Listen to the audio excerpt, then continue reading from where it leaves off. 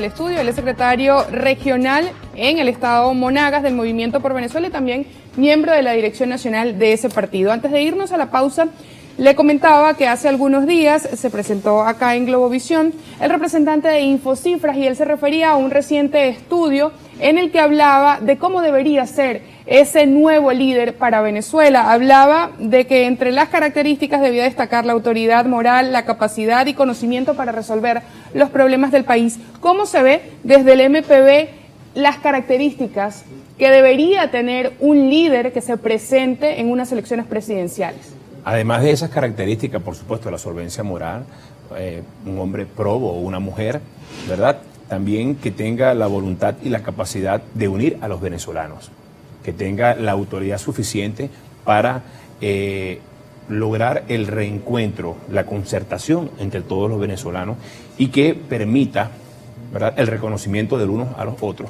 para así ir, digamos, avanzando hacia el rescate de nuestra democracia. Nuestra propuesta de que el candidato presidencial desde el MPV no pertenezca a una militancia activa del partido no es precisamente solo porque hay un estudio que está hecho pues por diferentes encuestadoras o estudios de opinión. Es una propuesta que desde inicio de año la comenzamos a debatir y creemos y estamos seguros que, repetimos, es el momento de Venezuela y no de los partidos. Y es allí nuestra propuesta. El perfil, así como se pudo escoger una Comisión Nacional de Primaria excelente, de primera, de personas probas, de solvencia, dignos, estoy seguro que así vamos a escoger al candidato para la transición, para el proceso electoral del 2024. Y si a la dirigencia del MPV se le preguntara cuál es el planteamiento que haría para un plan país, por ejemplo, ¿cuál sería? Mira, nosotros del MPV, lo principal que debemos nosotros rescatar en nuestra Venezuela es cómo activar la industria.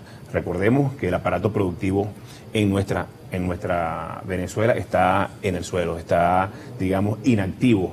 Y automáticamente habría que sentarse con todos los expertos y un gran equipo que estamos seguros que hay venezolanos con grandísimas capacidades y de esa manera volver a reactivar el aparato productivo de nuestra Venezuela y tomar las acciones que haya que tomar, como todos sabemos, en el tema de la salud, tema de la producción de los alimentos. Y estoy seguro que ese gran equipo, junto a todos los partidos y ese candidato, se va a lograr de la manera más efectiva en función, repito, no de las organizaciones, sino en función de todos los venezolanos, sin distinción política. Y en ese proceso de recorrer el país que ustedes han venido realizando desde el MPV, ¿con qué se han encontrado? ¿Cuáles son las prioridades de los ciudadanos en Maturín o en el resto de Venezuela? Bueno, hablándote regionalmente, en nuestra ciudad Maturín, en nuestro estado Monagas, Maturín sigue en las mismas condiciones de los últimos 10 años. Maturín está destruida. Maturín tiene, como todo el país, problemas de servicios. Mira, es un tema complejo lo que están viviendo los maturinenses. Ahora, ahí es cuando te decía, el trabajo. ¿Por qué es la visita a las comunidades? Porque el venezolano está viendo cómo resuelve su día. Y así como pasa en Maturín, ¿verdad?, pasa en el resto del país y nos toca un arduo trabajo para poder motivar y organizar a todos esos ciudadanos. Pero sin lugar a dudas, mira, en Venezuela no hay educación. Veíamos en los recorridos con qué nos encontramos, con niños descalzos y sin poder tener la oportunidad de ir a la escuela. ¿Con qué nos podemos encontrar? Mira, las comunidades rurales de Maturín, del municipio de Maturín, específicamente, nos damos cuenta que están en total abandono. Escuelas cerradas, no hay un plan para poder apoyar lo educativo en Venezuela. Nos atemoriza que llegó diciembre y la situación del venezolano, como todos nos gusta y estábamos acostumbrados, no va a poder tener la oportunidad de hacer sus hallacas. ¿Por qué? Tenemos una economía destruida, tenemos un bolívar que no vale nada. Entonces, ¿qué trae esto como consecuencia? Trae como consecuencia la destrucción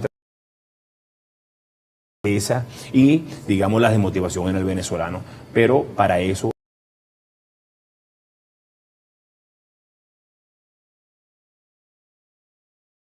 proceso que nos permita superar esta triste realidad. Estamos preparando la participación de la audiencia. Hay muchos comentarios y preguntas a través de las redes sociales y de la cuenta específicamente de @primera página. Pero antes quisiera consultarle y que me responda brevemente cuál es la postura del MPB ante el diálogo entre el gobierno y algunos sectores de la oposición en territorio mexicano. México y las veces que tengamos que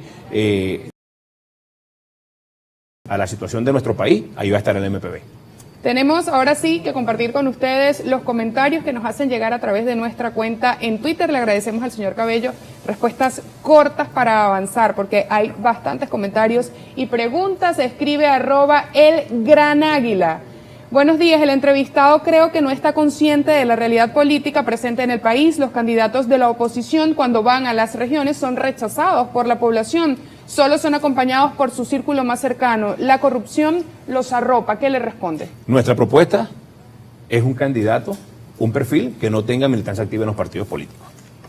Avanzamos. Hugo Tobar, @HugoTo01, escribe,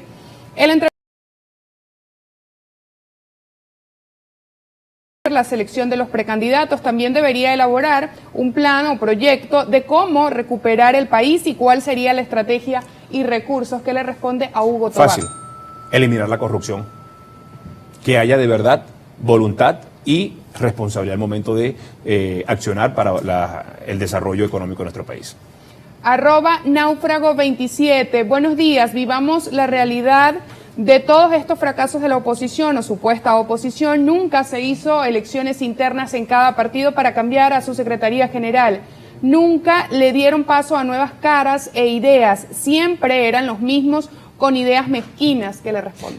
Eso es un tema partidista. Ya hemos visto a nivel nacional que algunos partidos están haciendo sus procesos internos para renovar autoridades y así de esa manera superar su crisis que dice el usuario. Rosángel Mendoza, ¿existe para usted en lo personal algún político con ese perfil completo para ser presidente o presidenta de Venezuela? Hay muchos, pero es una estrategia, tiene su momento. ¿Y cómo se encuentra, cómo se define ese líder? Ese líder se define como la necesidad de ser el articulador para poder avanzar hacia la transición en el país.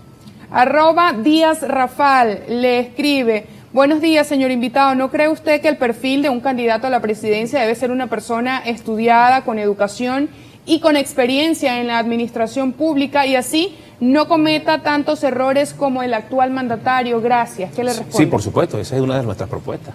Está claro.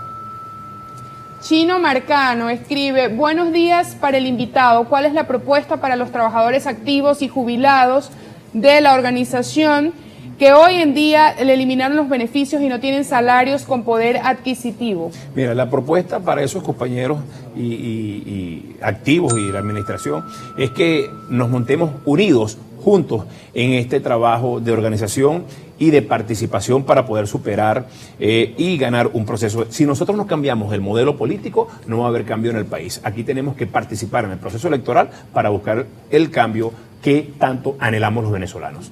Hay más comentarios para compartir con ustedes. El guariqueño escribe, muchos opositores se alegran cuando hay crisis. ¿Usted cree que eso es así? Jamás. Nosotros estamos en la línea de que debe haber solución, para nada. Es imposible pensar que... Es la economía de puertos que es manipulada por los nuevos ricos que no forman parte ni aportes para fortalecer la moneda e inversión. Todo cae en el cambio de modelo político. Mientras exista la corrupción, no va a haber progreso ni oportunidad para nadie. El presidente Maduro, escribe el usuario Manuel Salinas, el presidente Maduro dice que el culpable del aumento del precio es el dólar criminal. Entonces, ¿por qué no prohíbe la divulgación o publicación de ese tal dólar criminal? Mira, hablando del escenario económico que hemos afrontado recientemente. El escenario económico de nuestro país está en el suelo porque no hay producción,